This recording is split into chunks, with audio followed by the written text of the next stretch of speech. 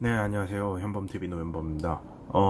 제 목소리가 크게 들리지 않는다고 사람들이 많이들 이야기를 하시는데, 사실 옆에서 아기가 자고 있고 그래갖고 큰 목소리로 말할 수가 없거든요. 마이크는 지금 마이크를 좀 구해보든가 아니면은 동영상을 편집을 하면서 소리를 키우거나 해야 되는데, 사실 편집할 시간이 그렇게 마땅치 않다 보니까 양해를 부탁드리고요. 소리를 최대로 하면 들리니까 그렇게 부탁드리고 싶습니다만, 일단 이번 거는 편집을 해서 소리를 키운 다음에 다시 올리도록 하겠습니다. 일단 포섭된 노동자와 다음 노동운동이라는 주제로 오늘 말을 해보려 그러는데요. 일단 최근에 나온 책 중에 양승훈 교수의 저희 회사 사람이었는데 중공업 가족의 유토피아라는 책이 있습니다. 그 책에 나오는 내용이에요. 1990년대 이후에는 그 노동조합, 대기업, 제조업 대기업 같은 경우에는 노동조합을 파괴하는 대신에 노조 파괴를 하는 대신에 개별 조합원들을 어떻게 하면은 그 회사라고 하는 울타리 안으로 진입시킬 것인가에 대한 것들이 이야기를 하거든요. 근데 이제 이게 굉장히 완곡한 표현이고, 다른 말로 하면은 어떻게 하면은 포섭된 노동자들을 만들 것인가, 노동조합보다 회사에 더 가까운 노동자들을 만들 것인가 라는 내용입니다. 그래서 사실 한 1980년대까지만 해도 한창 어목했던 시기고, 그 시기에 이제 회사에는 구사대라는 게 있었어요. 구사대라고 하면은 이제 회사를 구하는, 대는 이제 군대 같은 그런 거죠. 일종의 대대, 군대 뭐 이런 식으로 해서 조직된 무언가를 이야기를 하는 거니까 구사대라는 것들이 있었고, 이 사람들이 이제 노조한다는 사람들 하면 자꾸 끌고 가고 때리면서 막 그랬던 시절이 있습니다. 그리고 이런 구사대들의 탄압을 어떻게 좀 이겨내기 위해 가지고 많은 열사들이 피를 흘리며 죽어갔고요. 그랬던 시기가 있습니다. 저희 12열사라고 해가지고 저희 회사에도 뭐 분신이라든가 여러 가지 이유로 사망하신 열사분들이 계시고, 예.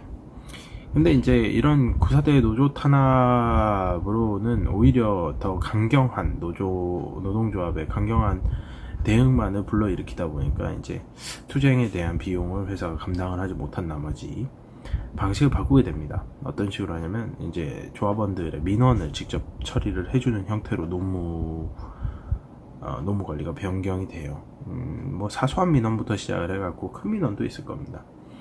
근데 이 민원이라고 하는 게 뭐 내나 단협을 통해 갖고 나온 거 이외에 다른 것들을 이야기를 하겠죠. 근데 이 민원들 중에서 좀 상태가 안 좋은 민원이 있어요. 어떤 민원이냐면, 자기 직접 생산이 너무 힘들다 보니까, 제조업에서 직접 생산 쇠를 깎고 뭐 용접을 하고 이런 것들이 너무 힘들다 보니까, 이거를 이제 간접 지원직으로 뭐 물품을 넣어놔주고 자재 창고로 관리하고 이런 식으로 아니면 장비를 고치고 뭐 이런 것들 하는 이런 간접 지원직으로 이동을 해달라는 요청들을 많이 하게 됩니다. 실제로 그랬는지 안 그랬는지 제가 뭐 본 건 없는데요. 제가 지금 다니고 있는 회사의 다수가 직접 생산보다는 간접 생산을 움직이고 있고, 간접 생산에서 일을 하고 있고, 실제로 직접 생산이 간접 지원에서 생산이 아니라 지원이죠. 간접 지원 인원들보다 많아야 되는 게 당연함에도 불구하고 직영 인원은 거의 반반 6대4 뭐 요 정도 되는 걸로 알고 있어요. 그렇다는 거는 나머지 직접 생산은 누가 할까요? 요런 건 이제 사내 하청 같은 거를 통해 가지고 정리를 하는 거죠. 특히 이제 파워라고 해가지고 이제 쇠 같은 거, 도장 같은 거 입히려 그러면 쇠 녹이 나 있으면 도장 같은 거는 녹과 함께 벗겨지거든요. 그러면 그 녹을 벗겨내고 다른 이물질들을 벗겨내갖고 도장이 잘 달라붙게, 뺑기라 그러죠. 예, 뺑기가 잘 달라붙게 해주는 전처리 작업이 있습니다. 근데 이 전처리 작업이 그라인더에다가 사포 소를 붙여가지고 쇠판을 계속 갈아내야 되는 거거든요. 이게 수작업으로밖에 안 돼요. 참 그래요. 좀 더러운 작업입니다. 굉장히 힘들고 이걸 파워라 그러는데 이 파워공들이나 이런 굉장히 이제 좀 험한 일들을 하시는 분들은 주로 이제 산의 하청으로 전량을 다 줍니다. 직영에서 잘 안 해요. 안 해요 그냥. 힘들잖아요. 위험하고 뭐 그 왜 많이 들어보셨죠? 위험의 외주화 뭐 이런 거 많이 들어보셨을 거라고 생각을 합니다. 일단 그런 식으로 쭉 들어가게 되죠. 이제 그런 식으로 되면 문제는 뭐냐면 노동조합이 힘이 약해져요. 왜냐하면 이게 뭐 회사랑 뭐 이렇게 좀 투닥투닥 하다가 좀 안 되면은 파업도 하고 파업을 통해 갖고 생산에 타격을 줘서 이렇게 타격을 받을 거면 차라리 돈 주고 말지 하면서 생각을 하게 만들어야 되는데 파업을 하면 뭐 파업에서 들어오는 사람들도 일단 민원 받아갖고 회사가 처리해 준다 그러면은 이제 소위 말해서 책에서는 이렇게 표현하던데 염치를 건든다고 얘기를 하던데 이게 말이 염치지 사실은 포섭된 겁니다. 그러니까 뭐 주고받은 거죠. 일종의 뇌물 같은 걸. 뇌물이라고 이야기하긴 좀 애매합니다만 그런 입장에서 파업에 잘 안 들어오게 되는 그런 부분도 있고 설령 들어와서 파업이 대규모로 일어난다라고 하더라도 주로 직접 생산보다는 간접 지원에 있는 상황이다 보니까 생산에는 큰 타격이 없어요. 지원은 뭐 어떻게든 다른 사람들이 할 수 있는 상황이니까 시스템적으로 정리를 할 수도 있고 그러니까 큰 타격이 없습니다. 별로 안 아파요. 파업이 별로 안 아프니까 뭐 니들은 파업을 해라 우리는 돈 안 준다 이런 식으로 갖고 갈 수 있는 거죠. 실제로 투쟁력이 굉장히 약해지다 보니까 조합이 공약을 이행하는 경우가 잘 없습니다. 그리고 그런 공약들이 이행을 할 때 애시당초 회사랑 어느 정도 입이 맞춰진 그런 조직들이 공약을 이행하기 쉬워지는 경우도 있어요. 이런 부분들을 생각을 해보면 이제 노조원들 입장에서는 조합에 대한 신뢰가 생길 것인가 지속적으로 하게 된다 그러면 그러다가 이제 회사 쪽에서 민원을 또 들어준다라고 하면은 다시 보섭이 되죠. 제가 페이스북에서 본 글인데요. 어떤 회사의 노동조합에서 보면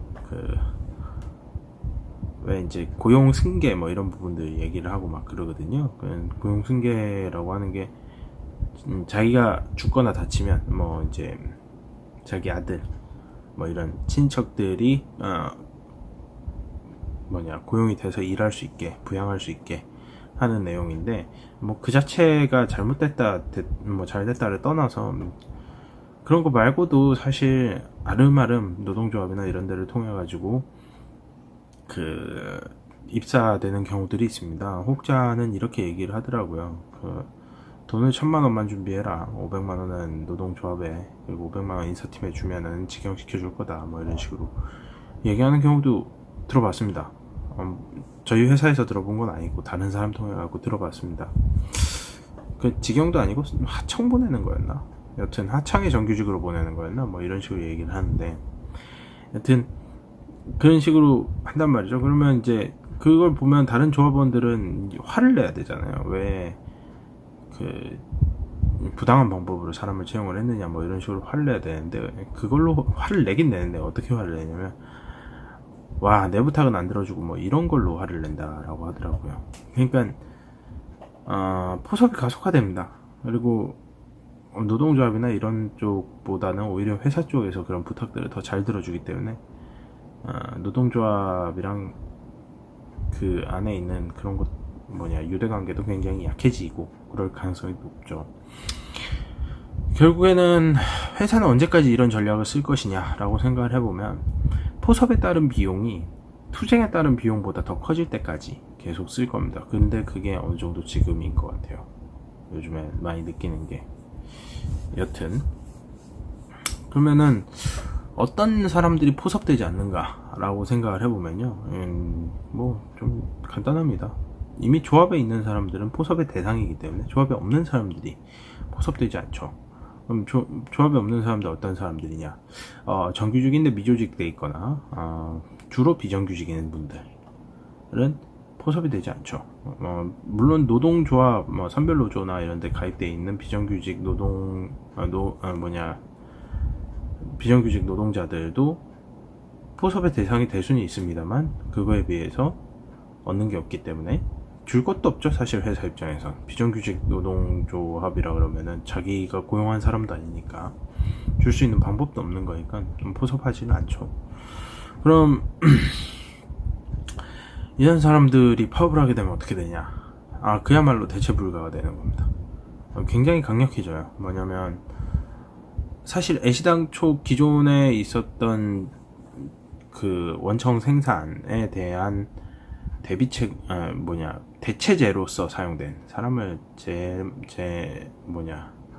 어떤 원자재 같이 이렇게 표현을 하는 게 별로지만, 하여튼 대체 인력으로서 들어온 사내 하청 인원이기 때문에 이거를 어떻게 이 인원들이 파업을 하거나 만약에 집단적으로 사라졌을 경우에 이걸 대처할 수 있는 방법이 사실상 회사에는 없습니다. 그냥 손 놓고 보고 있을 수밖에 없는 거예요. 실제로 대우조선에서 아까 말씀드렸던 그 파워공들이 15일간 파업을 하면서 일당을, 월급 아닙니다, 일당을 2만원을 올렸습니다. 월급으로 치면 근 40만원 50만원 되겠죠. 근속일수를 20일로 참았으면 근속일수를 30일로 토요일 일요일 유급으로 해서 30일로 하면 60만원이 올라가는 거예요. 15일 파업하고 60만원 올라가면 이거 할만한 거죠. 근데 회사는 사실 이 사람들이 파업하는 걸 가지고 직영이 그렇게 파업한다고 해서 돈 안 올려줘요. 왜냐면 그만큼 피해가 없거든. 근데 이 사람들이 파업을 하면 진짜 답이 안 나오는 거예요. 그러니까 하청업체에 있는 직영에서 하지 않는 일을 하고 있는 하청업체 사람들은 굉장히 강력한 파업 카드를 들고 있는 겁니다. 그래서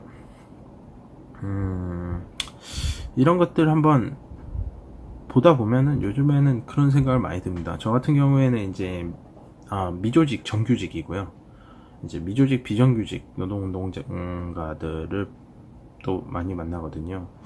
이제 다음 세대 노동운동이라고 한다 그러면 사실 이제 이미 포섭이 진행되고 있고 혹은 거의 끝난 기업별 노조가 아니라 하청업체 간의 연대가 가능한 산별노조, 그 중에서 비정규직, 대체 불가능한 비정규직 인원들의 연대 파업을 통한 생산 타격과, 그 다음에 저 같은 조직화 하기는 힘들지만 그래도 개별 뜻이 있는 사람들이 있다라고 하면 살쾡이성 민원이라고 하는 건 사실 법적 책임을 묻지도 않고, 그리고 민원에 근거가 있다 그러면은 상당한 수준의 행정력을 소모하게 됩니다.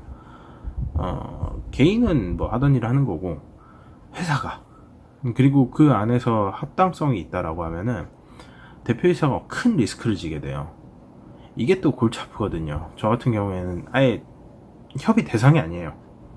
그냥 저는 제 돈 받으면 그만이고, 제 돈은 안 줬으면 처벌해달라고 요청하면 돼요. 협의 대상이 없습니다. 협의 대상이 국가가 돼버려요. 미치지. 차라리 노동조합이 있는 게 나을걸? 그런 살쾡이성 민원과 이에 대한 행정력 소모를 유도를 하면서 대화를 이끌어가게 해야 되고, 그 다음에 비정규직 같은 경우에는 정말 뭉치면 엄청나게 셉니다. 대처할 수가 없기 때문에. 그래서 비정규직 인원들에 대해서 그러면은 우리나라의 비정규직 인원들이 그렇게 해갖고 임금이 오르니까 공장을 밖으로 빼겠다라고 얘기하는, 그럼 벌써 뺐어야 되는 공장이에요. 아니, 저번에도 얘기했지만 개성공단에 왜 섬유 같은 그런 공장들이 왜 많이 들어가 있겠어요. 우리나라는 아예 임금이 안 되거든. 그러니까 애시당초 그런 공장들은, 그런 임금이 안 되는 저부가가치 산업들이 우리나라에서는 구조조정이 돼야 된다는 얘기예요. 그래서 그걸 메이드 인 코리아 박으려고 저기 갔든 뭐가 됐든 간에 결국엔 나갈 수밖에 없다는 거죠. 그거 받아들여야 됩니다. 그럼 그 사람들 다 이미 별로 없어요.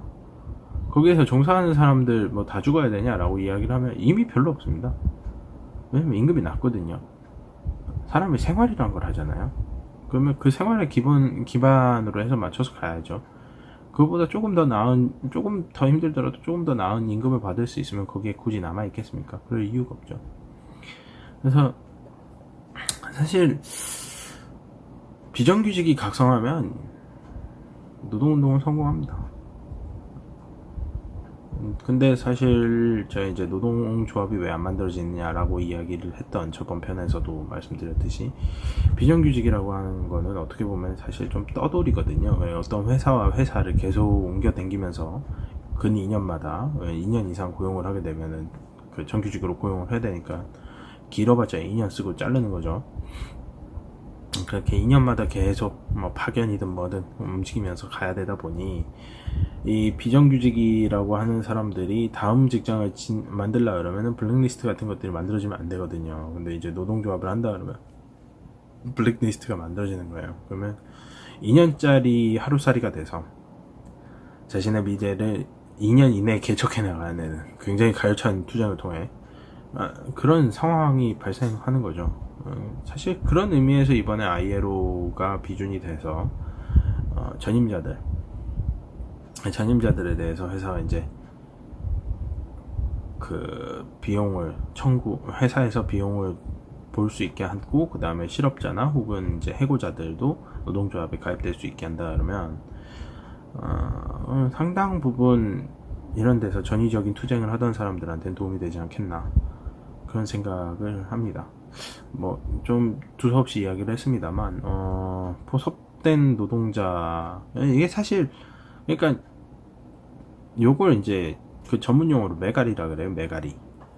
회사에 포섭돼서 회사가 원하는 대로 움직이는 노동조합 임원들, 대의원들 뭐 이런 사람들은 메가리라 그러는데, 메가리들이 많아지면 많아질수록 민원에 대한 비용은 상승할 수밖에 없습니다. 그리고 노동에 대한 가치도 떨어질 가능성이 높아요. 왜냐면 노동을 하지 않아도 이미 난 포섭된 사람이기 때문에 회사에서 뭘 안 할 거거든. 너 왜 노동 안 해? 그러면 다시 조합으로 돌아갈 건데? 그러니까 안 할 겁니다. 그러니까 이거를 한번 오히려 이제 강경하게 싸우는 사람들 보면요, 뭐 좀 잘못하면 회사에서 너 왜 그랬냐 뭐 이러면서 나오고 있으니까 피곤한 거죠 사실. 그럴 바에 그냥 일하는 시간에는 일이나 열심히 하자, 책 안 잡히게, 이런 식으로 하는 경우도 많고, 그리고 보통 그쪽은 이제 노동운동에 있어 가지고서 자신들이 가지고 있는 가치가 명확한 경우가 많기 때문에 노동의 가치에 대해서 떨구는 행위를 별로 하고 싶어 하지 않아요. 물론 다 그렇다는 건 아닌데요. 일단 그렇게 보시고 간다 그러면은 과연 우리가 그 노사화합이라고 하는 게 회사에 도움이 되는 걸까? 노동조합과 회사의 그 권력관계는 아무리 좋아도 동등하고요, 거의 무조건 회사가 이깁니다. 왜냐면 회사가 없으면 노동조합은 자동으로 없어지거든요. 노동조합이 회사를 이기는 경우는 노동조합이 회사를 소유해야 돼요. 그 이외에는 전혀 존재하지 않아요, 가능성 따윈. 그런 의미에서 봤을 때 과연 우리가 강성노조 혹은 뭐 귀족노조라고도 부르는 그런 사람들이 회사에 오히려 더 도움이 되지 않을까. 그럼 솔직히 말해서 노동조합에 있는 사람들이 회사가 잘하든 못하든 관심도 없고 자기들은 화투나 고스톱이나 치면서 시간이나 때우는 사람들이면 분식회계니 뭐니 이런 거 찾아내겠어요? 안 찾아내지. 원래 노동조합이랑 회사는 좀 잘 싸워야 됩니다. 잘 싸우고 가열차게 투쟁하고 또 일할 때 열심히 하고 뭐 그러면 됩니다. 그런 우리가 조합이 또 난리친다 이런 생각 하지 말자고요. 그게 오히려 더 건강한 거 있으니까. 아니, 오히려 더 건강한 게 아니라 그게 원래 건강한 겁니다. 현범TV 노현범이었습니다. 고맙습니다.